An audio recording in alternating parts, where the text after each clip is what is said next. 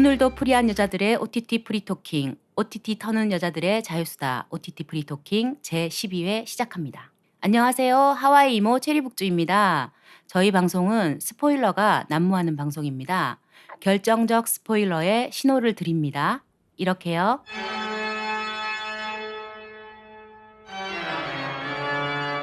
네, 오늘 함께하는 오토녀 소개해 드릴게요.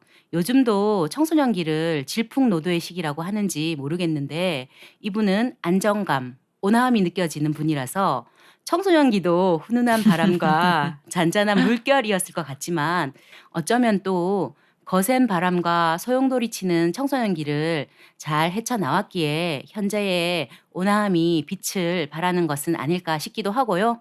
효블리 인사해 주세요. 네, 안녕하세요. 효블리입니다. 네, 오늘 네. 또 이렇게 소개를 멋지게 준비를 해주셨네요. 네네. 오늘 또 다른 네. 콘텐츠가 청소년기에 학교 폭력을 당한 한 여자의 복수 이야기라서 효블리의 학창 시절이 어땠을까 좀 궁금하더라고요. 네. 근데 일단 그 소개말을 들으면서도 자신이 없더라고요. 아, 이게 내가 온화한가? 내가 음. 어떤 평안한가?에 대해서 그렇다라고 음. 얘기를 인정을 할 수 있나?라는 생각이 요새 좀 흔들리는 시기긴 해가지고 네. 그래도 그렇게 봐주셨다니 감사하다. 네. 그리고 저희는 항상 네. 그렇게 느끼고 있는데 본인은 인제 그 네. 잔잔한 그 수면 위가 네. 그 아래는 엄청 소용돌이 치고 있는 그거를 음. 잠재우느라 잔잔한 물결을 만들 수 있는 게 아닐까 뭐 이런 생각도 또 드네요. 이렇게 네. 해석이 좋네요. 네. 네. 그 더 글로리 얘기를 네. 본격적으로 하기 전에 내가 네. 사는 것 해 볼까요? 네. 네. 그러면 아까 뭐 학창 시절 얘기하셨던 거 네네. 뭐 저도 이제 궁금하니까 우리 체리복주님의 아. 학창 시절 좀 어떠셨는지. 저는 사실 너무나 학창 시절을 평온하게 보냈습니다. 뭐 그래 별일 없이? 네. 그리고 저는 학교 폭력도 없었고 예. 선생님의 폭력도 없었어요. 그래서 뭐랄까 너무 아름다운 시절을 보냈다고 볼 수 있어요. 왜냐면 네네. 네. 제가 그 새 친구라고 임순례 감독의 영화를 보고 나왔을 때 영화가 참 좋은 영화더라고요. 네. 영화는 참 좋은데 "너무 비현실적이 아니야? 선생님이 학생을 저렇게 때릴 수 있어?" 라고 음. 했더니 친구들이 다 나를 "너 어느 세계에서 왔니?" 이렇게 보시는 거예요. 보는 네네. 거예요 다들. 예. 그래서 "왜?" 이랬더니 그거보다 훨씬 심하다는 거예요. 그치. 또 그럴 그분들이 수 겪은 있지. 거는. 예. 근데 저는 선생님이 손으로 때리는 손찌검을 본 적도 없고 내가 맞지도 않았지만 다른 네네. 사람이 맞는 것도 본 적이 없고 그 시험 틀렸을 때 이렇게 예. 매로 뭐 틀린 개수대로 맞는 거 네네네. 손바닥 아니면 엉덩이 뭐 이 정도였거든요. 그건 되게 흔한 일인데. 네네. 그 예. 정도고 저는 되게 그것도 중학교 때 그렇게 했고요. 네. 고등학교 때는 아예 없었어요. 아예 음. 체벌이 아예 없어 가지고 되게 좋은 학교를 나왔구나 다행이다. 내가. 그래서 네. 이렇게 좀 어떤 천진함, 네. 어떤 그런 것들이 느껴지는 것 같아요. 네네. 꼬인 거 그래서 없이 이렇게 뭔가 현상을 아름답게 좀 바라보시는 부분이 있거든요. 네. 그렇군요. 네 그래서 참 저는 예. 행복한 사람이다. 이런 네네. 생각이 들더라고요. 특히나 네. 더 글로리를 보면서도 저는 되게 비현실적이라고 생각했는데 실제로 있었던 일이더라고요. 네. 그래서 그 얘기는 다시 네네. 하고 그전에 저희가 하는 내가 사는 것 네. 효블리는 최근 무엇을 사서 어떻게 살고 있는지 궁금합니다. 사실 제가 최근에 우리가 지난번에 이제 처음 내가 사는 것 하고 나서 제가 두 번째 이 내가 사는 것에 대한 질문을 받은 건데 그때는 제가 뭐 향수도 사고 이것저것 연말 연초에 많이 샀어요. 막 이렇게 얘기했었잖아요. 네. 그 이후에 산 게 없어요. 산 게 어머 없고 정말. 갖고 싶은 것도 없고 근데 어. 뭐 예를 들면 좀 어디 여행을 갔다 오거나 뭐 이런 일들은 있었는데 음. 그만큼 지금 어떤 것에 대한 뭔가 갖고 싶거나 갈망하거나가 좀 없는 상태기는 음. 해요. 그래서 또 이러다가 또 뭔가가 또 갖고 싶고 이렇게 할 수는 있긴 한데 지금은 어쨌든 상태가 그러하다. 네. 요즘은 산 것은 없지만 산 것 없이 욕망하는 거 없이 그렇게 살고 있다. 그쵸. 욕망은 있다. 근데 지금은 그냥 아무것도 없는 상태. 그런가요? 네. 네. 쪼끔 그러면 네. 의기소침한 상태라고 할 수도 있겠는데 빨리 네. 좀 지금 입춘이 되었잖아요. 네네. 어제 입춘이었고 네. 입춘 대길하시길 바라고 좀 네 기운이 올라오시길 바라고요. 네. 네. 저는 금융 상품을 샀습니다. 오. 네. 데일리 워킹 적금이라는 건데요. 10,000 보를 걸으면 11%의 이자율을 준다는 거예요. 그래서 어허. 어제부터 네. 제가 만보를 걷고 있습니다. 그게 얼마 정도 지속해야 돼요? 매일? 181일? 어. 6개월 정도를 지속해야 되고 뭔가 불교의 108배 같은 181 일의 네네, 금융 6개월. 상품. 네, 그래서 어제부터 시작했고요. 네. 어제는 일단 제가 완수를 했고 오늘도 또 완수를 할 수 있도록 노력하겠습니다. 아직 뭐 네. 이틀밖에 안 된 거네요. 네, 맞습니다. 네. 이틀밖에 안 됐고요. 열심히 해서 조금 건강한 몸이 되도록 하겠습니다. 네, 성공하셨으면 좋겠습니다. 네, 감사합니다. 예, 그러면 우리 본격적으로 더 글로리를 해볼 텐데요. 네. 더 글로리 뭐 제가 앞에 잠시 소개했어요. 학교 폭력을 당한 한 여자의 복수 이야기, 문동은이라는 인물의 복수 이야기인데요. 표불리 일감은 어땠나요? 우선 불행한 이야기인 거잖아요. 어떤 불행한 인생, 그리고 여기에서 얘기하는 단어 중에 좀 뼈아팠던 게 경찰과 학교와 부모에게도 보호받지 못하는 문동은이라는 주인공. 맞아요. 가슴이 미어지네요. 네. 주인공을 박연진이라는 이제 어떤 학교 폭력을 주도하는 인물이 문동은에게 그런 걸 바로 사회적 약자라고 해라고 이제 명명하면서 정확하게 자기가 어느 만큼 이 친구를 괴롭혀도 자기한테 타격이 없을지 너무 영리하다고 해야 되나? 좀 그런 지능적인 괴롭힘을 가하잖아요. 네. 거기에서 오는 좀 불편감이 있는 드라마인데 네. 이걸 김은숙 작가가 장치적으로 이 문동은이라는 사람이 이들 그 가해자 무리들을 복수하는 방식이 어떤 뭐 우리가 사회적으로 정당하다라고 평가하는 그런 어떤 법으로서 처벌하는 게 아니라 법으로서 처벌이 안 되기 때문에 그동안 본인이 이제 누적되었던 고통과 이런 것들을 사적 복수를 하는 거잖아요. 네. 그것이 좀 신기하게도 과하지 않게 느껴지게 한단 말이에요. 통쾌함을 주더라고요. 그쵸. 응원하게 되고 성공하길 바라고 또 그 가운데에서 문동은과 함께 일명 사회적 약자로 칭해졌거나 살면서 어떤 피해나 고통에 내몰려 있었던 사람들이 같이 연대하잖아요. 네, 네. 그런 파트너십 이런 부분이 좀 재미있고 그들이 다 악인이 아닌데 그런 사적 복수를 위해서 연대하는 것을 또 응원하게 되잖아요. 네. 그런 참 묘한 드라마였다. 음. 또 그 가운데에서 어떤 뭐 로맨스까지 아직 번지지 않았지만 로맨스로 갈 듯 말 듯 하면서 함께 또 복수를 공모하고 그 주여정이라는 캐릭터가 그렇고 또 하도영과 문동은의 어떤 케미라든지 이런 것들을 또 기대하게 만드는 좀 여러 가지 볼거리가 있는 드라마였다라는 네, 생각을 네. 했습니다. 네. 근데 저는 사실 그렇게 쉽지가 않았어요. 한 1부, 2부까지는 좀 힘들었어요. 그쵸. 많이 당하고 게다가 제가 이제 뭐라고 복된 학창 시절을 보낸 바람에 너무 비현실적으로 느껴지는 바람에 좀 힘들었는데 그 강현남이라는 캐릭터가 이모님이 들어오시면서 네. 이게 좀 숨통이 트이는 거예요. 맞아요. 예, 그래가지고 좀 끝까지 볼 수 있었고 보면서 공분하게 만들려고 앞에 그렇게 깔아둔 거잖아요. 맞아요. 그래서 공분하면서 그리고 또 문동은이 치는 대사들이 또 통쾌하잖아요. 네. 그래서 볼 수 있었던 것 같고 앞으로 8회가 더 남았는데 기대하고 있습니다. 네. 예, 그러면 이제 줄거리를 처음부터 따라가면서 우리가 좋았던 장면이나 좋았던 대사, 연출 방식 이런 것들 얘기하면 네. 좋을 것 같습니다.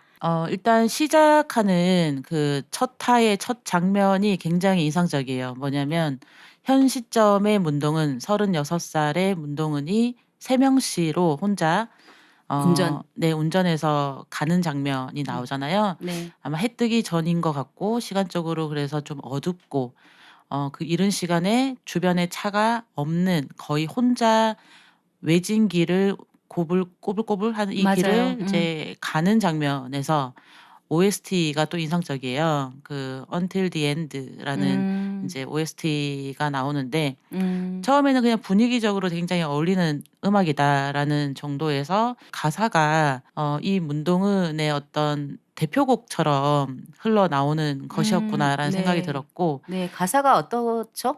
영어에 좀 자신이 없는데 네, 한글로 번역해서 말씀해 주시면 될 것 네, 같습니다. 네. 지금까지 내 안에 남아있는 의문 하나라고 해서 왜 나는 평범하게 살지 못하지? 시작을 해요. 진짜 슬프다. 네. 그러니까 문동은은 사실 이제 학창 시절에 보면 그 건축사가 되고 싶어서 열심히 공부하는, 가난하지만 그리고 뭐 사는 게 어쨌든 뭐 팍팍하고 힘들지만 그 안에서 자기 꿈을 가지고 열심히 공부하는 학생이란 말이에요. 그리고 선하고 남한테 맞아요. 뭐 이제 특별히 피해 주지 않고 조용한 학생이었는데, 자기 의도와 다르게 환경적으로 뭐 부모님이 본인을 좀 방치하고 이런 걸 더 떠나서, 그거는 그냥 방관 방치, 이것도 학대지만 적극적인 무리들의 그 폭력에 시달리잖아요. 괴롭힘. 자기가 어쩔 수 없이 끌려다니는 상황. 아유. 예. 이런 상황에 이제 노출되어 있고, 이것이 처음에는 이제 경찰에 신고했지만 경찰에서도 그 서장과 네. 이제 그 가해자 가해자 부모의 부모의 또 묘종의 연결고리가 관계가 있어 가지고, 있으니까. 그래서 또 신고해도 어떻게 처벌이 되지 않고, 오히려 학교에서 온 담임 선생님은 "너 때문에 더 이런 지금" 일로 무슨 신고까지 하냐. 네. 아 진짜 짜증나더라. 그죠. 그래서 또 오히려 또 상처받게 하고, 이 가운데에서 이제 더 이상 못 참겠다 해서 자퇴서에 자퇴 사유를, 그죠, 그치. 괴롭힘이라고 마지막 적었지만, 사실 마지막 발악이었는데 그것마저. 그쵸, 그것마저 좌절되잖아요. 무참하게 짓밟히는데, 그 가운데서 부모란 사람이 합의금 받고 이제 이렇게 또 다른 상처를 받게 되고. 그래서 이 문동은이라는 캐릭터가 초반부에 얼마나 괴롭고 힘들었을지에 대해서 당위를 많이 부여한단 말이에요. 맞아요. 네. 그것이 김은숙 작가의 어떤 이제 말씀하셨던 스타일. 공분, 그리고 그것이 개연성으로 자연스럽게 이제 감정이입을 해주게 했던 포인트가 아닌가라는 좀 네네. 생각이 들었어요. 네.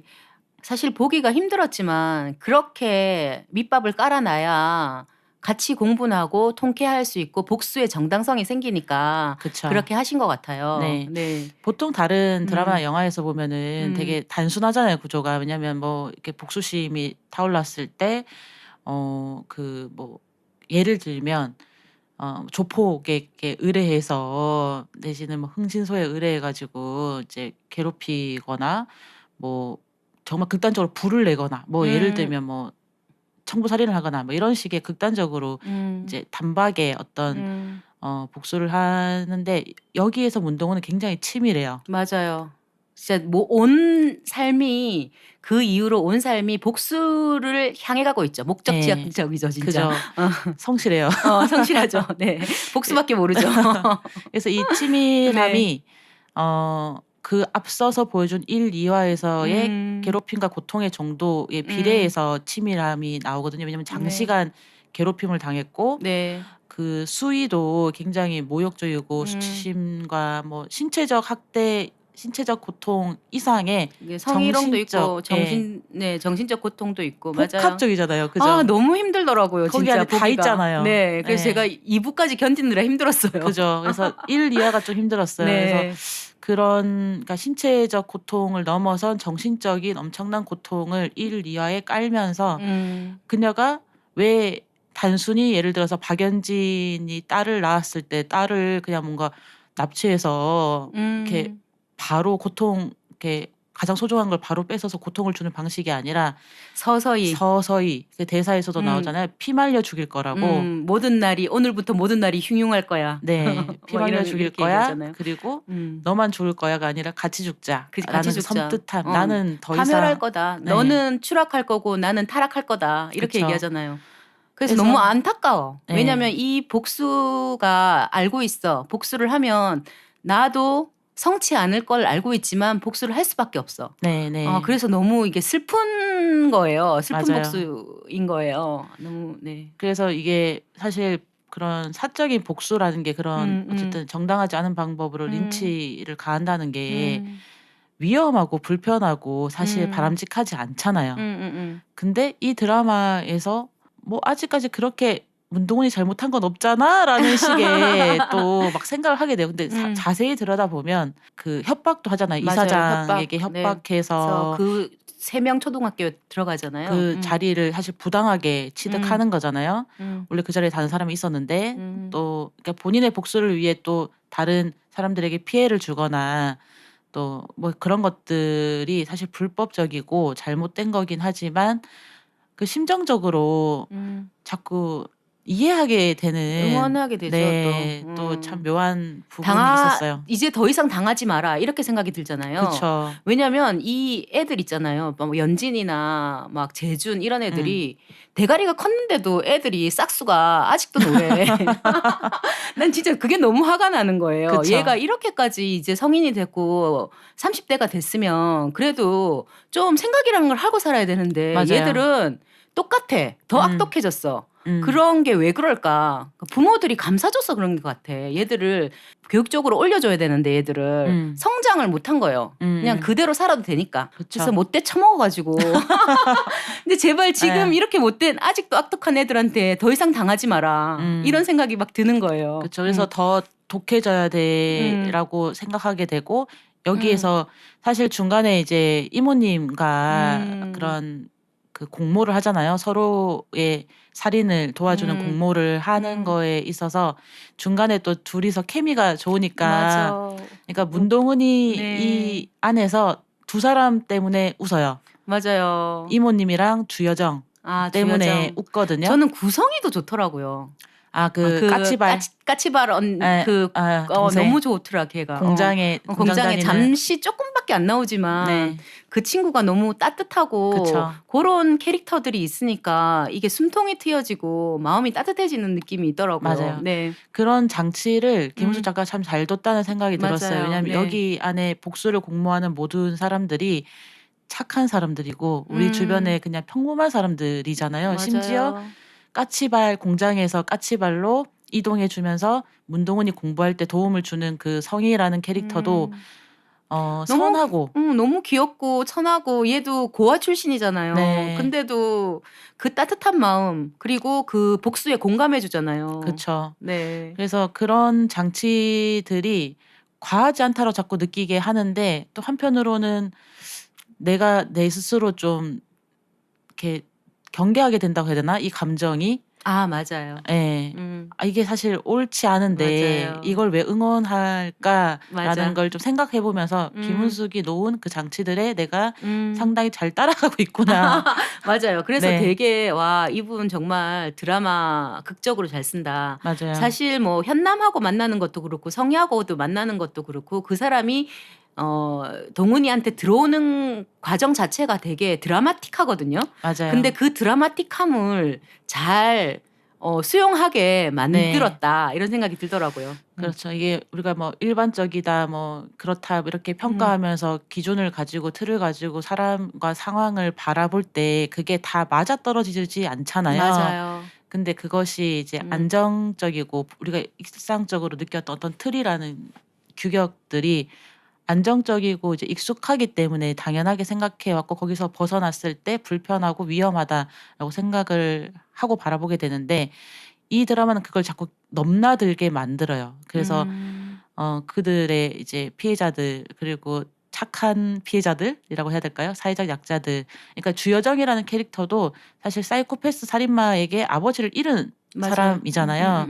그래서 이 사람은 뭐 부유하고 이런 다른 사람들과 좀 다른 부분이 있지만 그런 자기 잘못이 아닌 갑작스러운 불행이 남으로부터 닥쳐진 사람으로서 오는 또 피해자들의 한 축으로서 연대가 있거든요.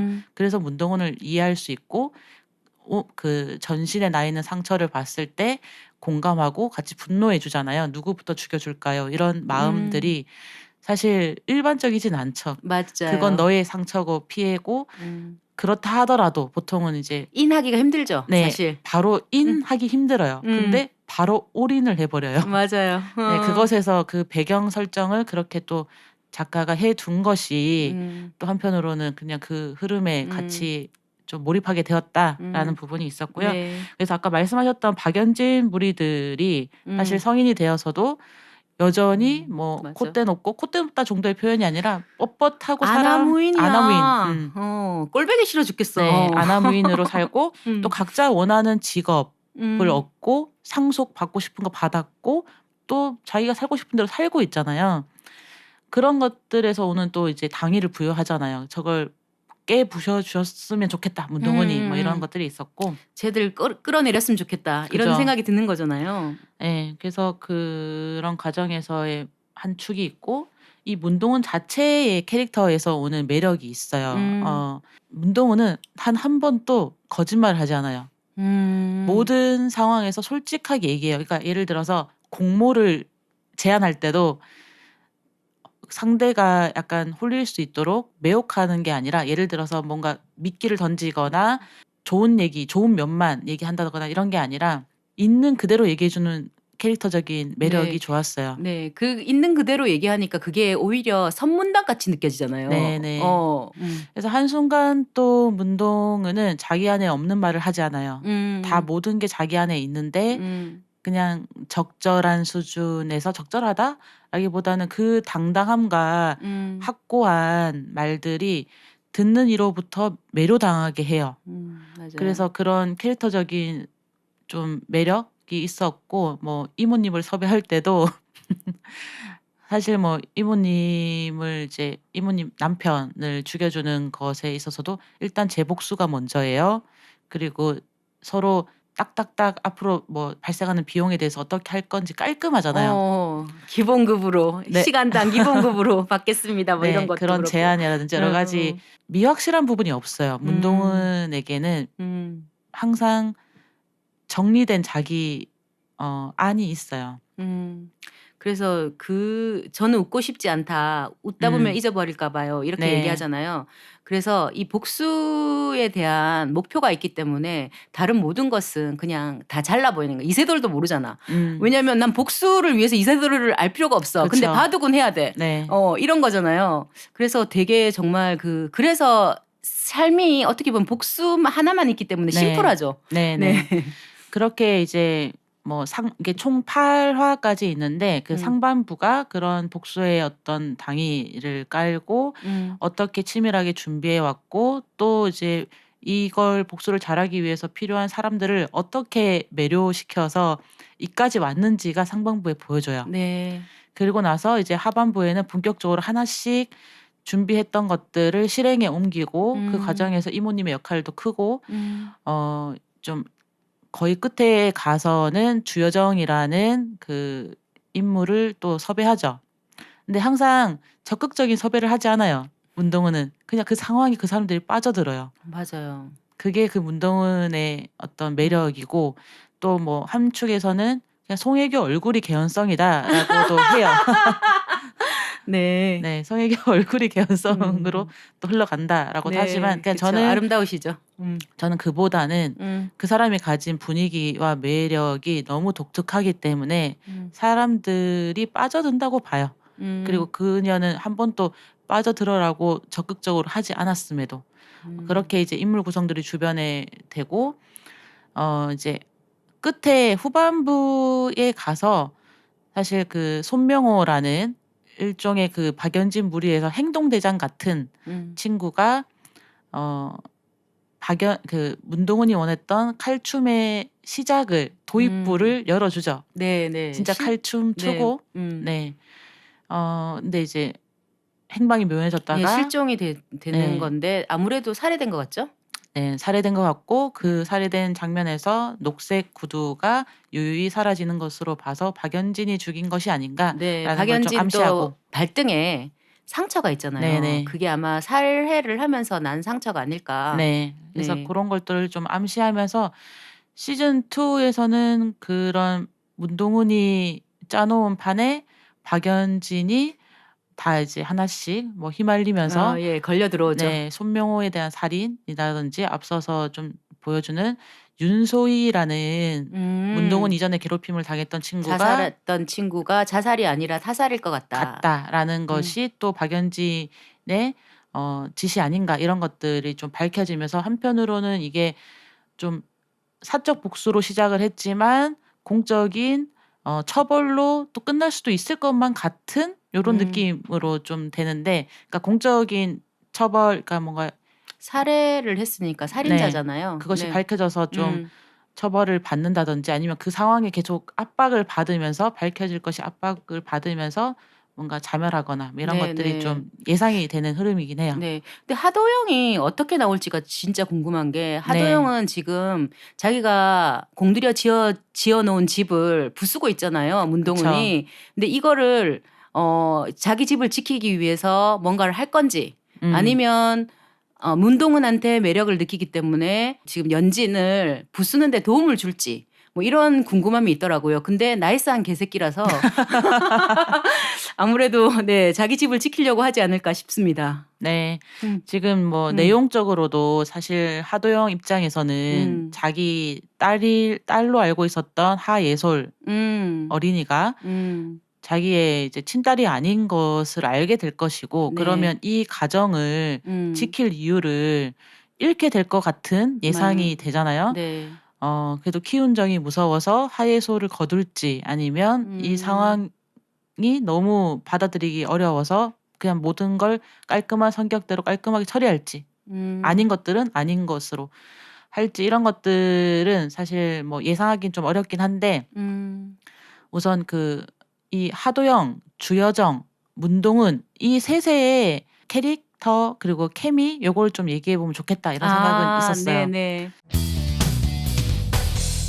주여정이라는 캐릭터도 그렇고 하도영이라는 캐릭터도 모두에게 쉽게 호감을 얻는 남자들이거든요. 그쵸. 호감형이고 뭐 사회적으로 성공했고 예, 배경도 좋고 부유하고 뭐 인물 좋고 네. 그리고 성격 나이스하고 네. 주여정은 따뜻하기까지 하죠. 그래서 살면서 크게 타인에게 불호를 당할 적이 없었을 것 같은 느낌이죠. 그러니까 특히 하도영은 자기의 재력을 권력을 너무 잘 알고 있기 때문에 더 쉽게 뭐 여자도 만나고 사람도 부리고 그래서 박연진과 결혼할 때도 3명을 후보 선상에 두고 무슨 맞아. 주상전화 뭐라 하죠?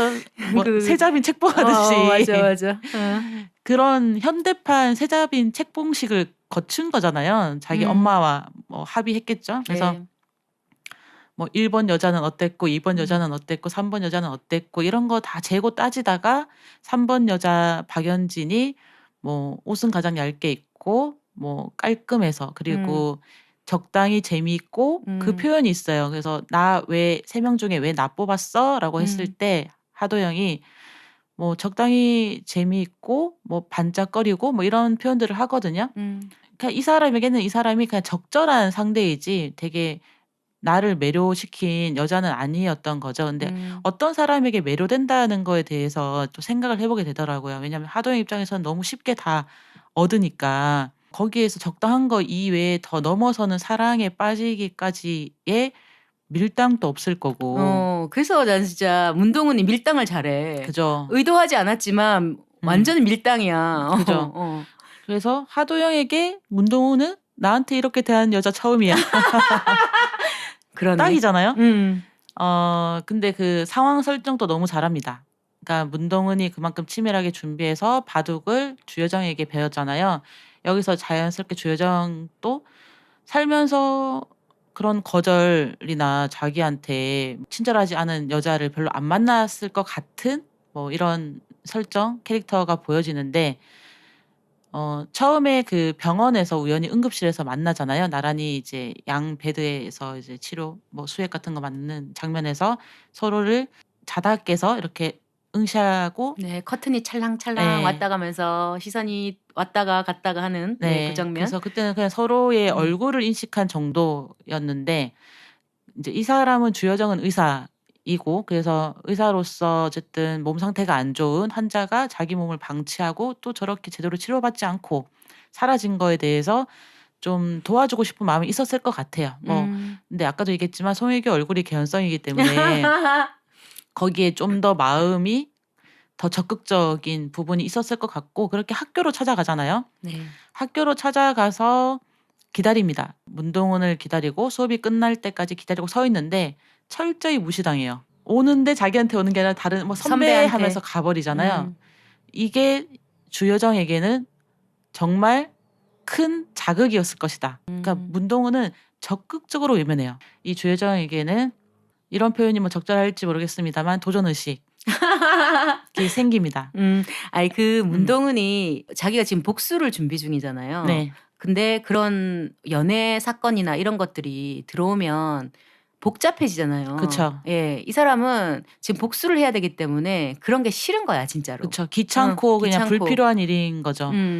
근데 주여정에게는 그런 문동은의 모습들이 계속 불이 지펴지는 거죠.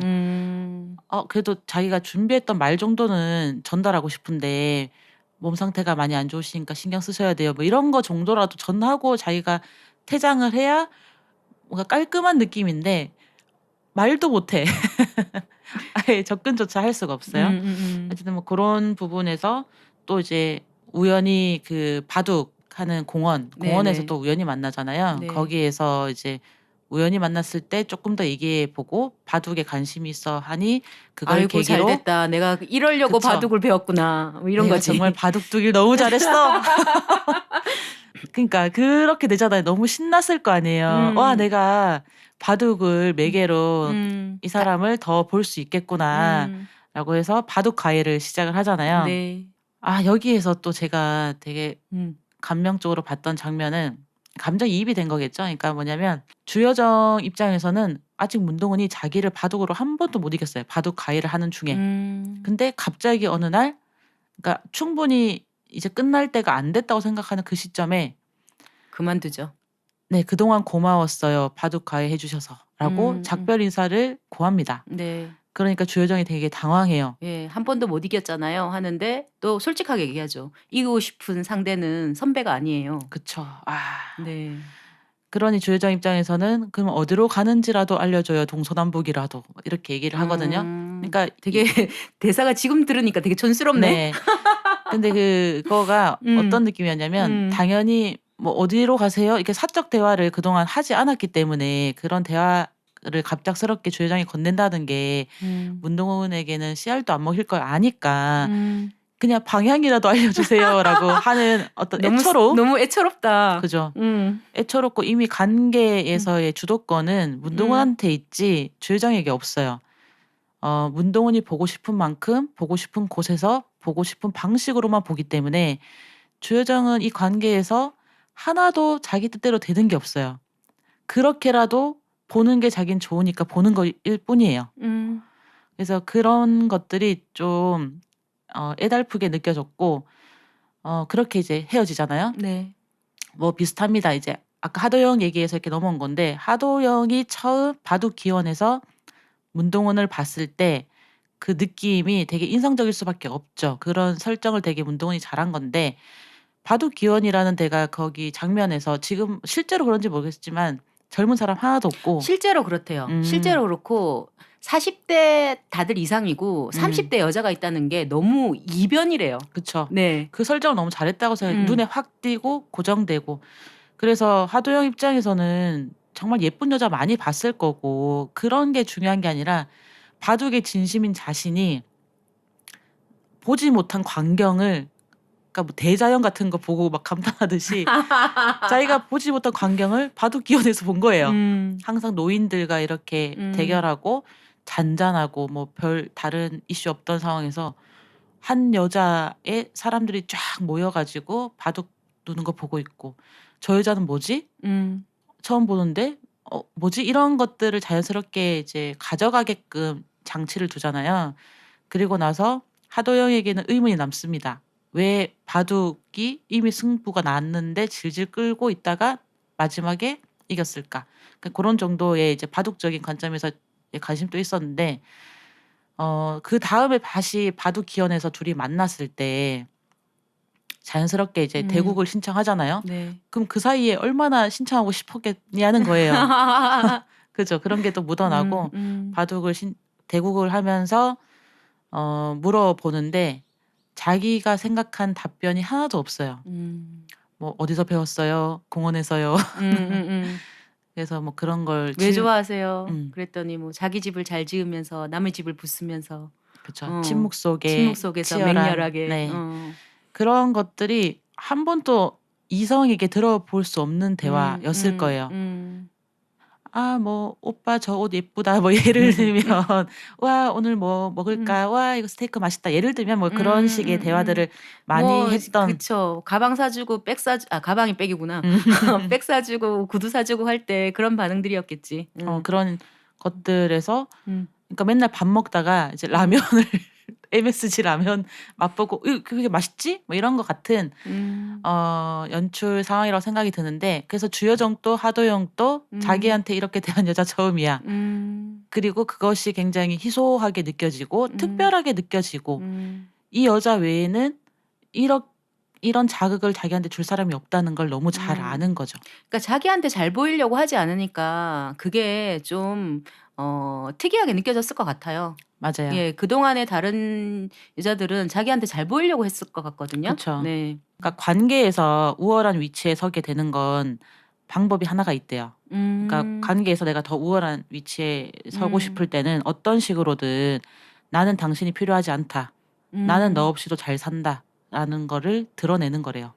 그러니까 근데 그게 사실 자연스럽게 되는 거지 의도한다고 되는 건 아니잖아요. 근데 정말 의도하지 않았는데 문동우는 실제로 그런 사람이죠. 그쵸. 네. 그런 척하는 거는 이제 밀당이라고 보통 얘기하는 거고 그런 게 아니라 진짜 그런 사람을 만났을 때 관계에서 주도권이 그 사람에게 갈 수밖에 없죠. 그러다가 이게 참 아이러니하게도 그런 문동은처럼 독립적이고 약간은 상대를 무시하는 듯한 모습을 보일 때 관계가 돈독해져요. 마음이 커져요. 근데 이 말을 독일의 철학자인 쇼펜하우어가 한 얘기예요. 아, 역시. 네. 그래서 이분이 했었던 말인데 이게 새삼 더 글로리 보면서 그렇게 왜 저렇게 남자들이 끌려다니나 단순히 예뻐서라고 할 수 없잖아요. 그쵸. 예. 이쁜 여자 많았을 거고 자기 좋다는 사람 되게 많았을 텐데 왜 문동우한테 저렇게 끌려다니고 주여정은 위험한 선택까지 하는가에 대해서 좀 생각해 보게 됐던 포인트였어요. 그래서 한 장면에서 이제 연애하자. 네가 하고 싶은 거 다 해라. 연애도 해요. 이렇게. 연애도 해요라고 하잖아요. 근데 이때도 문동우는 솔직하게 얘기합니다. 한 번도 상대를 기만하지 않아요. 완전 웃더라고요. 비웃더라고요. 그쵸. 처음에 이제 연애하자고 했을 때 되게 저는 비웃은 것보다 되게 환하게 자기도 모르게 무장 해제되어서 웃었다고 봤어요. 그리고 얘기하잖아요. 맞아요. 비웃은 건 아니고 진짜 얼척이 없는 거지. 그래서 왜 웃어요라고 물으니까 행복했나 보죠. 맞아. 행복했나 보죠. 네. 그 순간 그 말이 따뜻하고 행복하게 느껴져서 그만큼 주여정에게 전혀 뭐 관심이 없는 건 아니지만 아까 얘기했던 지금 상황에서는 복수에게 나는 왕자가 아니라 네, 걸림돌이 되는 수 있는 연애이기 때문에 솔직하게 얘기하는 게 또 좋았어요. 왕자님보다 나는 칼춤 쳐줄 망나니가 필요하다. 그러니까 이 관계의 주도성이 이미 기울어져 있기 때문에 주여정은 또다시 그러니까 여기에서 타협할 수 있는 게 아니잖아요. 아니 망나니와 그 왕자의 중간 정도면 어때? 뭐 이런 식의 대화가 아니잖아요. 망나니와 왕자의 중간은 없습니다. 없죠. 그냥 이 문동은이라는 사람은 굉장히 단호하고 자기 주도적인 사람이기 때문에 나는 정확하게 칼춤출 망나니가 필요함이라고 부인 광고 내잖아요. 근데 사실 결국은 왕자님이야. 아니야? 아직은 모르겠어요. 아직은 시즌 1에서는 이제 병원 원장님 아드님인데. 그쵸. 근데 뭐 병원 원장님이라고 살인 안 하는 거 아니고 뭐 그럴 수 있으니까 어쨌든 그거는 이제 하나의 사회적 타이틀일 뿐인데 그 사람이 어디까지 가서 칼춤은 누구나 들 수 있으니까 뭐 그쵸. 그래서 칼춤을 추는데 칼을 휘두를지. 그렇죠. 근데 정확하게 구인 광고가 났기 때문에 칼춤출 망나니 그 외에 구인 없음. 광고. 네, 정확하잖아요. 원티드가 정확해요. 그러네요. 그러니까 주여정은 선택지가 없어요. 근데 그러고 나서 이게 관계가 이미 이제 그럼 그렇게라도 볼 것인가 안 볼 것인가를 선택하다가 좀 약간 애매한 선택으로 일단 가능성을 타진하고자 하고자 세명시로 갑니다. 자기의 어떤 안정된 미래를 포기하고 뭐 의사니까 개인 개업 의사로 가는 거죠. 네, 뭐 의사니까 의사 자체가 주는 전문직이긴 하지만 더 이제 뭐 사회적으로 성공할 수 있는 종합병원에서 나와서 이제 세명시의 성형외과를 개업하잖아요. 네. 그 선택도 굉장한 리스크고 도전이긴 하거든요. 근데 네. 주여정은 그때까지는 약간 반 정도의 도전인 거잖아요. 정확하게 칼춤 춘다의 의미를 아직 모르기 때문에. 그리고 나서 또 우연히 다시 이제 기차에서 한번 우연히 만나고 그 이후로 주여정은 답이 오지 않는 문자를 계속 보내고 어느 날 문동은이 문득 외로워서였을 거라고 생각해요. 답장을 합니다. 답장이라기보다는 뭘 물어보죠. 시알리스 약 응, 포장지를 응. 보내주고 무슨 약이에요? 그것도 안 물어요. 아, 그것도 물었나요? 아, 시알리스 하고 나서 바로 네, 전화하잖아요. 네.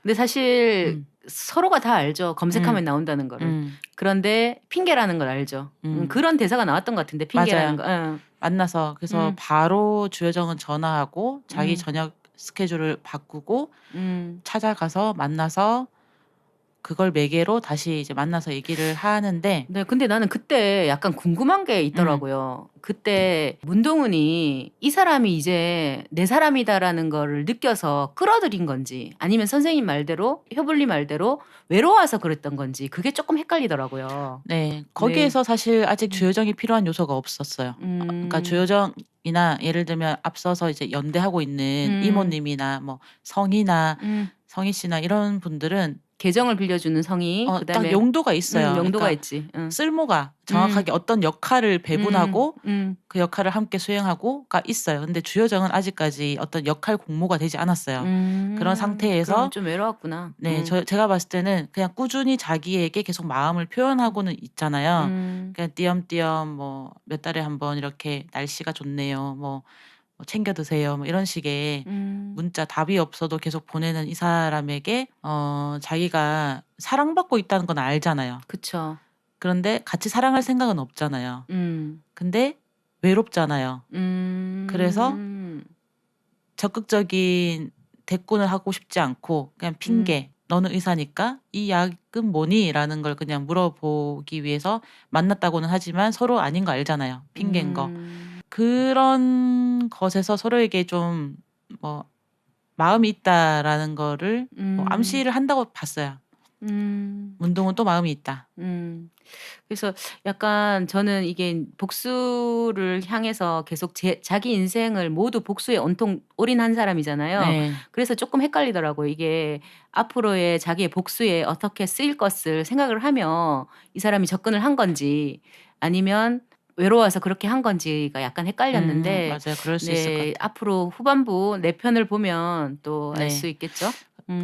이제 말씀하시니까 그렇게 생각해 볼 수 있을 것 같아요. 그러니까 문동은 또 아무리 독하고 그래. 복수하는 맞아. 것이 인생의 전부인 사람이라 음. 하더라도 음. 누군가 한 명에게는 자기가 이해받고 싶고 그치. 자기 이야기를 했을 때 상대가 예를 들면 이모님이랑 얘기해서 그게 풀릴 것 같지 않고 성이랑 얘기해서도 한계가 있고 하지만 주여정이라면 음. 내 이야기를 정말 밑바닥까지 했을 때도 정말 네가 내 옆에서 나를 좋아할 수 있는지도 궁금할 수 있고 음. 그냥 그 자기 이야기를 한 명에게라도 제발 이렇게 해 보고 싶은 아, 욕구가 마음이 아프네요. 있지 않았을까. 근데 그전까지는 그 대화 상대가 마땅히 없었을 것 같아요. 음. 그게 뭐 되게 중요한 자기 욕구도 아니었고. 네. 그러네요. 마음이 참 더 아파지고 내 얘기를 들어줄 사람조차 없었던 그쵸. 아무도 없죠. 네, 문동은에게는. 문동은이 예, 참 안타깝네요, 아 또 아무도 마음이. 없다고 하니까 좀 그러네요. 뭐 이렇게 아니 근데 함께하는 그 동지들은 뭘 있지만. 동지는 있지만 선생님이 어떤 말씀을 하시는지는 음. 알겠어요. 이해받고 싶은 네. 거지. 그리고 구성이나 강연남은 같이 어떻게 보면 약자잖아요. 네. 맞고 사는 여자고 음. 그리고 고하고 이런데 저렇게 사실 지금 문동우는 여정의 과거를 몰라요. 그죠? 그쵸. 아직 그냥 모르죠. 그냥 음. 동화 속의 왕자님 아니 뭐 온실 속의 왕자님 정도 음. 되지 않을까 생각하는 저런 사람이 내 얘기를 이해해 준다면 나도 뭔가 '내가 좀 더 당위성이 있을 것 같다.' 그쵸. 이런 생각이 생길 것 같아요. 네. 그런 이해를 음. 받고 싶은 밤이 아니었나. 자기의 아, 전신 이해를 받고 상처 싶은 밤. 예 상처를 드러낸 음. 처음으로 남에게 전신의 상처를 처음은 아니죠. 그 보건교사가 네. 있었죠. 맞아, 그때 맞아요. 자신을 도와주려고 했고 사진도 찍고 이제 자기의 상처를 처음으로 드러냈는데 본인을 도와주려다가 보건교사가 잘리죠. 잘리잖아요. 음. 그랬을 때 또 한 번 상처이고 이제 누구에게도 이 기댈 데가 상처를 없지. 드러내서 도움을 받기 어렵겠구나. 오히려 음. 좋은 마음으로 도와주려고 했던 그 사람을 난처하게 음. 만들었겠구나라는 또 마음이 들었을 거기 때문에 그 이후로 정말 혼자 고독하게 복수를 준비해 왔는데 앞서 그런 일이 있었지만 보건교사의 사건이 있었지만 다시 한번 믿어보고 싶은 나에게 손 내미는 이 따뜻함과 관심과 도움을 주려는 이 마음에 한 번 더 의지해보고 싶은 마음이 되게 오랜만에 다시 들었던 순간이 아니었나? 그 이해받고 싶은 밤이.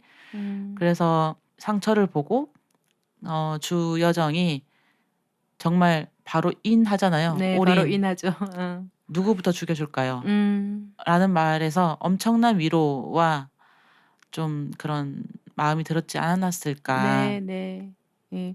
그리고 또 보건교사가 그 주여정의 병원에 또 오잖아요. 네, 간호사로. 네.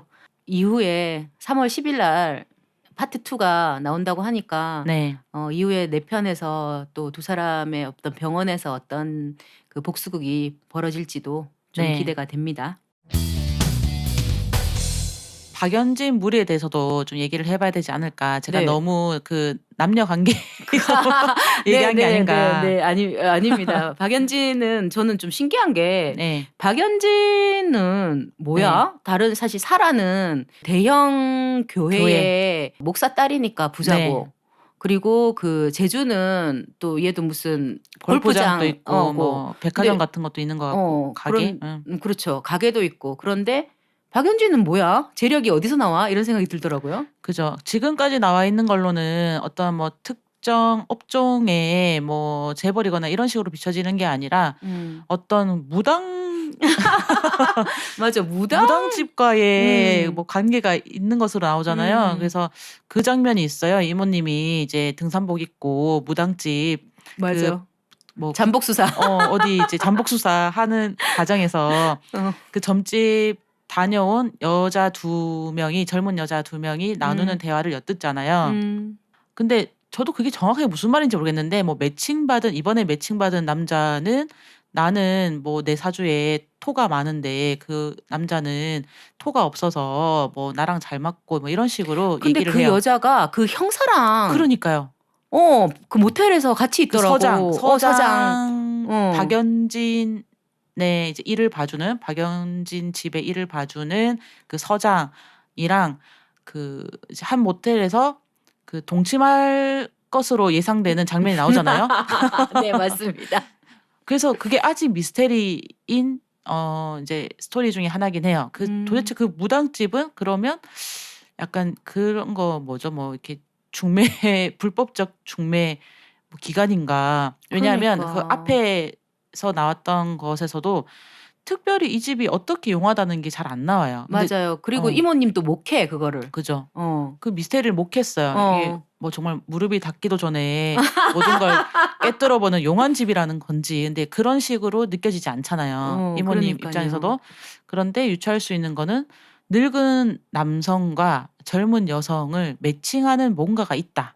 근데 대체 매칭해서 얻는 게 뭐며 이거는 아직 모르겠고. 그러니까요. 그래서 전혀 박연진의 엄마는 대체 그 무당과 무슨 관계며 대체 어디서 재력이 뭐 나오는 것이며 이것에 대해서는 아직 밝혀지지 않았죠. 그쵸. 지금 박연진 무리들 중에 좀 그 2부류로 나뉘잖아요. 이 안에서도 맞아요. 재력이 있는 박연진, 전재준, 이사라. 그리고 재력이 없이 뭐 이렇게 하수인처럼 네, 우리가 보통 속된 말로 따까리라고 하죠. 따까리 뭐 다른 말로는 꼬봉. 꼬봉. 네네. 뭐 이런 식의 이제 역할을 자처하면서 그들에게 일종의 기생해서 사는 그 기생해서 얻는 게 과연 뭔지 그들이 갈 수 있는 곳에 뭐 따라갈 수 있거나 뭐 그런 건지. 근데 혜정이 같은 경우는 혜정이죠, 이름이. 네. 혜정이 같은 경우는 전재준을 좀 좋아하는 것 같아요. 네. 근데 그 좋아하는 거는 최혜정 같은 경우는 좋아하는 게 전재준의 그 사람 자체를 좋아하는 것도 한 20% 있고 네. 나머지 80%는 전재준의 재력을 사랑하는 것 같아요. 그쵸. 자기가 만날 수 있는 가장 부유한 남자. 그래서 그렇게 하는 것 같고 손명호 같은 경우는 모르겠어요. 그냥 걔도 그냥 꼬붕인데 네. 얘가 좀 뭔가 잘 나가는 무리에 섞여서 자기도 같이 잘 나가는 사람으로 느끼고 싶은 남들이 이렇게 바라봐 주길 바라는 그러니까 허세 덩어리가 있긴 해요. 그 최여정도 손명호도 그런 허세가 있잖아요. "내가 잘 나가는 재력가들이랑 친구고 뭐 이렇게 어울리고 있어."라는 것들이 있는데 그치. 재준이의 차를 몰면서 자기 차인 양 네. 하잖아요. 손명호가. 예, 그런 어떤 근데 배경이 예. 필요했다. 근데 그렇게 아무리 정신 승리를 하려고 해도 음, 현실에서 너무 그 천대받고 맞아요. 예.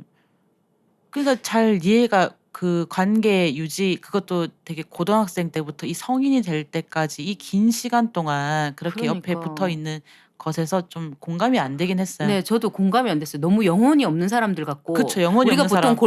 골비였다고 하잖아. 아, 골빈 거 아니야? 막 이런 느낌처럼 너무 좀 이해가 안 되는 거야. 게다가 그쵸. 왜 그렇게 성숙하지 못한 거지? 이런 생각이 저도 공감은 안 됐어요. 명호 맞아요. 같은 경우는 그런 친구일 수 있어요. 대마 같은 거 피고 음. 그냥 불행한 인생을 사는 사람? 음. 이렇게 느껴질 수 있어요. 결국 불행에 익숙한 남자. 그래서 결국 걔도 그냥 그렇게 불행하게 가는 거잖아요. 그럴 수 있는데 혜정이 같은 경우는 정말 좀 이해가 안 되더라고요. 그래서 이렇게 처음부터 자기가 가질 수 없는 걸 욕망하면서 그 언저리에 있으면서 그런 비슷한 걸 그냥 향기라도 맡으면서 자기가 만족해하는 그 알 수 없는 옆에 붙어 있는 그 관계 설정이 드라마 안에서는 필요한 장치일 수 있으나 공감은 되진 않았어요. 네, 공감은 안 되는데 또 어떤 우리가 관계라는 거, 습관이라는 게 그냥 고등학교 때부터 계속 그렇게 왔으면 이거를 끊어버리기도 쉽지 않았을 거다라는 그의 어떤 인맥 이런 것들이 다 그렇게 형성됐으니까 어떤 것에서 나를 내가 발을 들였던 것을 발을 빼는 거는 또 쉽지 않을 수도 있었겠다 이런 생각도 좀 들지만 공감은 안 간다 이런 생각이 들어요. 그 말씀하시니까 좀 이제 음. 와닿는 게 음.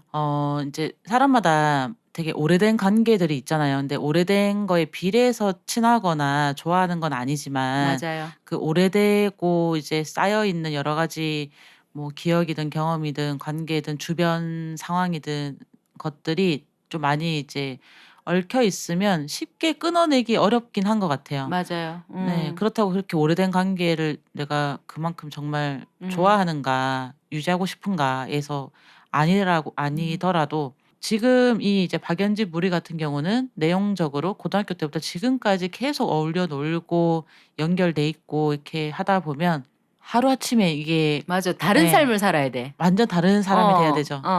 그래서 그게 쉽지가 않았을 것 같지만 이해는 안 된다. 맞아요. 왜 이렇게 고립이었지? 막 이런 생각이 드는 거지. 정말 좋은 표현이네요. 고립이었네요. 그래서 약간 좀 화가 나더라고요. 사람을 부릴 때도 그렇잖아요. 사람을 사실 잘 부리면 더 나이스하게 잘 부리면 좋을 텐데 박연진이 보여주는 태도는 너무 그 가난하거나 자기 밑에서 일하는 사람을 맞아요. 멸시해요. 그랬을 때 또 이제 '아 나라면 저기서 일 못한다.' 일 못하지. 그 기상캐스터를 하면서 원고를 자기의 글을 못 쓰니까 그 원고 써주는 작가. 작가를 대하는 태도가 너무 이제 박연진이 그 얘기도 해요. "니네들은 무슨 말만 하면 이렇게 겁을 먹니? 겁부터 먹니? 네가 그렇게 하니까 겁을 먹지." 이런 생각이 들더라고. 거기서 그 작가는 왜 버티고 앉아 있나.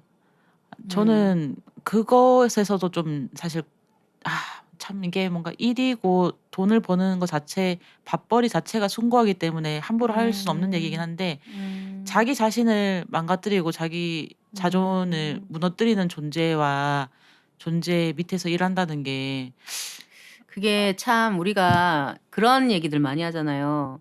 그 직장을 다니면서 너무 힘들어서 자살하는 사람들 있잖아요. 네. 그랬을 때 아니 그만두면 되지. 왜 죽을 정도로 그렇게 힘들면 그만두면 되지. 차라리 그만두는 게 더 쉽지 않아? 라고 얘기들을 하면 사실 그렇지 않대요. 그만두는 것보다 죽는 게 더 쉽기 때문에 죽는 거라고 하더라고요. 그래요? 네. 그 일본 영화가 있는데 이름 제목이 생각이 안 나네. 팩트체크 최리복주가 말하는 일본 영화는 잠깐만 회사 좀 관두고 올게입니다. 지하철이 들어올 때 자살을 하려고 하는 친구를 구하면서 벌어지는 음. 내용이거든요. 근데 제가 그 영화는 안 봤는데 듣기로는 그 자살하려고 하는 친구를 구하는 친구는 이미 자살을 한 친구인 거야. 어머. 여하튼 하여튼 반전이네. 그래서 나중에 이 사람은 직장을 그만두고 뭐 자살을 하지 않는데 근데 모든 것들이 그런 것 같아요. 어떤 것들에 있어서 그렇게 힘들면 관두면 되지. 그렇게 힘들면 자퇴하면 되지라는 건데 다들 그렇게 힘들지만 버티는 걸 우리가 배워왔기 때문이 아닌가 이런 생각이 뭐 드네요. 갑자기 슬퍼지네. 네. 이게 다른 선택지가 없고 없어 음. 보이고 그러니까 결국 자기 인식에서의 어떤 자기 판단과 생각이니까 이 일을 그만뒀을 때 당장 다른 뭔가 대책이 없고 음. 이거보다 더 나은 곳에 가리라는 보장도 없고 여러 가지 생각에 그런 꼬리가 이렇게 물어서 이렇게 될 수가 있는데 이게 저는 어쨌든 힘들더라고요. 예, 그런 거 힘들었어요. 보는 거. 맞아요. 힘들었고 그래서 또 우리의 박연진 같은 경우 그 네. 작가가 그만뒀잖아. 걔 복수한다. 걔 망가뜨린다. 안 돼. 근데 네. 이제 망가뜨리는 거 얘기해 가지고 그러니까 음. 옆자리에서 사무실에 이제 박연진이 앉아 있는데 옆자리에서 후배가 대놓고 뒷담화 하잖아요. 근데 왜냐면 뒤를 돌아보고 있긴 하거든요. 앞담화는 아니었어요. 그래서 뒷담화를 다른 사람이랑 해. 그래서 아니 뭐 자기 원고도 못 쓰는 게 무슨 기상캐스터냐 어쩌냐 뭐 이렇게 얘기하니까 되게 당당하잖아요. 박연진 캐릭터는 자기가 가진 게 뭔지 알고 내가 귀찮게 라고 표현했나? 귀찮게 너 계약 재계약 안 되게 힘쓰게끔 만들지 말아줘 뭐 이런 얘기 하거든요. 맞아. 그래. 걔는 보복할래야. 근데 그거는 이제 저는 그만큼 복수할 가치도 없다라고 저는 그렇게 멘트를 읽혔어요.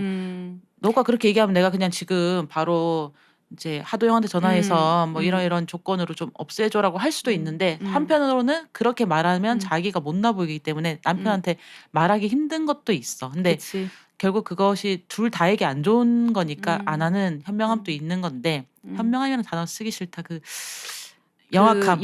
영리함. 네, 영악으로 영악함. 하시죠. 네. 현명하다는 단어를 이럴 때 쓸 순 없지. 네. 네, 그래서 그런 번거로운 일을 안 만들려고 하는 단돌이기도 한데 그러니까 사람을 대할 때 어디서 사람이 움찔하게 되고 하는지를 너무 잘 아는 영악함이잖아요. 꼴보기 싫어. 네, 그래서 정말 주변에 저런 사람 있으면 너무 힘들 텐데 그러니까 모두를 위해 취미생활하는 일 하지 말아줬으면 좋겠다 이런 생각이 들잖아요. 그냥 간판 타이틀 때문에 일하는 거잖아요. 그치. 좀 뭐라 해야 될까? 처져 있는 여자 싫다고 했던 하도영의 말 때문에 매력 있는 여자로 계속 옆에 와이프로 있고 싶어서 하는 노력이잖아요. 그쵸. 그러니까 그런 자기 관리 되게 잘한다. 그러니까 부유한 사람들이 부유하다? 나도 잘 모르지만 그런 이제 자기 자리, 자기의 높은 지위와 재력과 권력을 유지하기 위해서 어느 선까지 노력해야 되는지 아는 사람들이거든요. 하도영도 굉장히 스스로도 깔끔하다고 생각하고 주변을 대체로 깔끔하게 처리하고 다른 사람이 봤을 때 박연진이 그렇게 얘기했던 것 같아요. 하도영에게 당신은 모든 것에 답이 있어 보이는 남자였다. 답이 있어서 좋다. 답이 있어서 좋다. 그리고 하도영은 박연진에게 그래요. 적당히 재미있고 반짝거려서 미학적으로도 맞아. 재미적으로도 좋다. 맞아. 그러니까 자기 취향에 대해서 분명하게 얘기를 하고 또 그런 것들에게 서로에게 그런 매력적인 요소를 유지하려고 되게 애쓰잖아요. 그러니까 네. 지금 극 중에서 10년 차 부부인데 서로에게 흐트러지는 모습 안 보여주잖아요. 그것이 보기에 따라 좀 숨막히기도 했거든요. 저렇게까지 서로에게 완벽한 모습 보여주려고 애쓰고 서로가 용인한 수준에서만 움직이잖아요. 자기들이 원하는 거를 갖기 위해서 원하는 만큼 가식적이고 위선적인 삶을 살았을 테니까 뭐 그런 것들이 그런 좀 생각이 들더라고요. 네, 전재준하고 연진이가 대화하는 과정에서 연진이가 내가 사랑을 해버렸네? 이렇게 얘기하더라고요. 사랑하고 있네. 사랑하고 있네, 하도영을. 그래서 이후에 더 많이 연진이가 무너지겠구나 이 생각도 좀 들더라고요. 지키기 위해서. 왜냐면 사랑받고 싶으면 약자가 되잖아요. 아, 진짜. 네, 그래서 저는 2부에서는 연진이가 더 무너지겠다 싶더라고요. 그쵸. 더 좋아하는 사람이 약자죠. 더 좋아하는 사람이 약자죠. 그러네요. 그러고 보면 아까 그 쇼펜하우어가 얘기했던 관계의 우월성을 가지려면 뭐 이제 나는 너가 필요하지 않아. 너 없이도 잘 살아. 약간은 무시하는 태도도 좀 보여줘야 된다. 뭐 이런 얘기를 한 건데 사실은 내가 좋아하지 않으면 상대가 그런 식의 태도를 보이면 뭔가 멀리하거나 무시하거나 근데 그런 말도 있거든요. 이탈리아 속담에 존중하지 않는 사람이 존중받는다. 아이고야. 근데 이게 단순히 어떤 연애나 그런 어떤 끌림이나 이런 걸 떠나서 많은 어떤 뭐 단체 생활이나 이런 것에서 만난 사람들 보면 자기 고집 세고 뭔가 자기 주관대로 하려고 하고 하면 주변에서 어쩔 수 없이 좀 맞춰가는 경향이 있잖아요. 아니면 네. 이 시끄러움이 끝나지 않고 그러네. 반복되는 갈등 피하고 싶고 그런 축에서의 하나가 있는 것 같고 하나는 이제 그런 이성 간에 더 좋아하는 사람이 약자고 더 사랑받고 싶은 사람이 맞추게 되는 그쵸. 딱 그 느낌이 좀 나눠져서 생각해 보게 되네요.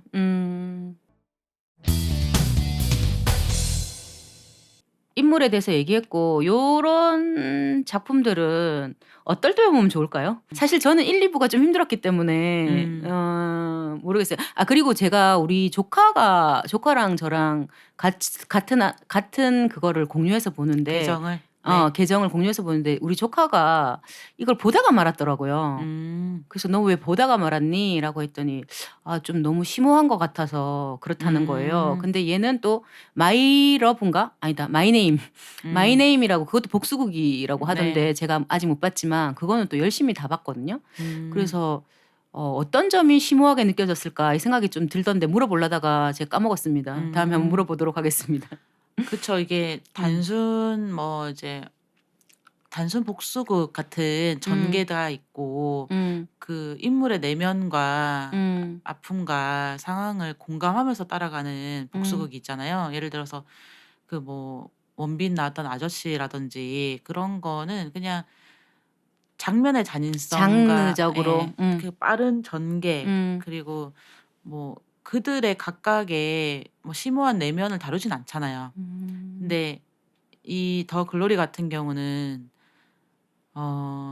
그 조카분이 심오하다라고 표현했던 포인트에서 공감되는 부분도 있어요. 그러니까 단순히 오락적 액션, 뭐 복수, 뭐 빠른 전개 이런 느낌은 아니거든요. 좀 생각해 보게 되고 그 가운데 불편한 지점도 있고 공감되는 지점도 있고 또 뭐 설레는 지점도 있고 이렇게 좀 여러 가지 것들이 좀 빠르면서 빠르지 않은 전개라고 해야 되나? 그런 좀 템포였던 부분이 있는 것 같고 좀 "어떨 때 보면 좋겠다." 이런 말씀하셨는데 물어보셨는데 이게 좀 어둡잖아요. 사실 이렇게 밝고 감정을 이제 막 즐거움을 끌어낸다기보다 우리 사회의 어디에서 지금도 벌어질 수 있는 좀 어두운 면에 대해서 생각해 보게 하고 그리고 뭐 다 그런 건 아니지만 정당하게 돈 벌고 부자인 분들도 많이 계시지만 아직은 뭔가 부조리함, 사회의 면들을 많이 사람들이 생각하기 때문에 부조리하다 내지는 불공평하다 내지는 내가 열심히 살아도 되지 않는 현실 뭐 그런 것들이 다 막 처절하게 오기도 하기 때문에 그러니까 저는 그런 거 있거든요. 너무 힘들잖아요. 공포 영화 옛날에 보기도 했었어요. 진짜요? 너무 힘들면 지금 당장 귀신 쫓아오고 그런 이 거보다 현실을 잊기 위해서. 귀신이 당장 와서 괴롭히고 막 앞에 떠다니고 이러면 진짜 공포스럽고 힘든데 난 저보다 낫잖아. 진짜. 그런 식의 위로? 그러니까 더 극단적인 걸 보면서 오는 위로나 다들 그래 힘들게 살지 뭐 이런 위로를 좋아하는 한 축이 있을 거고 또 어떤 분들은 안 그래도 힘든데 같이 더 막 이렇게 바닥으로 감정을 끌어내리는 그런 거 안 보고 싶다. 이건 그 사람 스스로의 상태에 따라서 선택하시는 게 좋을 것 같아요. 네. 예, 이게 네. 그래도 저 정도는 아니잖아. 네. 내지는 뭐 네, 제가 방송을 준비하면서 뭐 유튜브 이런 것들 좀 봤었어요. 제작 발표회를. 근데 네. 그 밑에 댓글 중에 한 댓글이 눈에 들어왔는데 학교 폭력 피해자 부모였나 봐요. 그래서 보고 그 동훈이의 이런 복수를 보고 짜릿함과 통쾌함을 많이 느꼈다. 위로가 됐다라고 하시더라고요. 그래서 네. 뭐 그럴 수도 있겠다 이런 생각이 들고 제가 이거를 처음에 1회를 보면서 바로 떠올렸던 거는 김소연의 마음사전에 있는 육회, 상쾌, 경쾌, 통쾌라는 글이 있거든요. 네. 그중에 통쾌에 대해서 이런 말을 해요. 나쁜 사람의 불행을 구경하며 우리는 유쾌하거나 상쾌하거나 경쾌해질 수는 없지만 통쾌해지기도 하는 걸 보면 통쾌하다는 것의 쾌감이 위험한 수위에서 찰랑대는 감정임에 틀림없다. 그래서 보면서 이게 통쾌해지는데도 머리가 복잡해지거든요, 사실. 그쵸. 앞으로 서서히 같이 침몰에 가지 않고 동훈이가 모르겠어요. 파트 2에서 서서히 같이 말라 죽지 않고 동훈이 이제 그만 말라 죽었으면 좋겠다라는 생각이 좀 들기는 드네요. 그렇죠. 뭐 가장 뭐 바람직하다라고 할 수 있는 건 그런 뭐 상상해 보면 손명호라든지 이전에 이제 괴롭힘으로 죽었던 윤소희라든지 이들을 죽인 게 박연진으로 밝혀져서 그런 뭐 공적인 네, 형벌 그런 처벌을 받고 뭐 그런 뭐 전재준 또 예를 들어서 뭔가 비리나 이런 거가 횡령 여러 가지 이런 것도 밝혀져서 또 처벌받고 뭐 이런 식의 전개일 수도 있는데 어쨌든 이제 드라마나 영화가 교훈을 주고자 만드는 건 아니다 보니까 여러 가지 어떻게 이제 결말을 낼지는 모르겠어요. 예, 저희가 다음 방송은 아마 오랜 수고한 사업이었던 사실 이 OTT 프리토킹을 시작한 게 두 가지 드라마 때문이었거든요. 하나는 더 모닝쇼, 하나는 테드 레소. 이 두 드라마 때문에 제가 좋아하는 드라마를 소개하고 싶어가지고 했는데 테드 레소를 다음에 만나요. 다음 테드 레스로 만나요. 오늘도 즐거웠습니다. 즐거웠습니다. 안녕.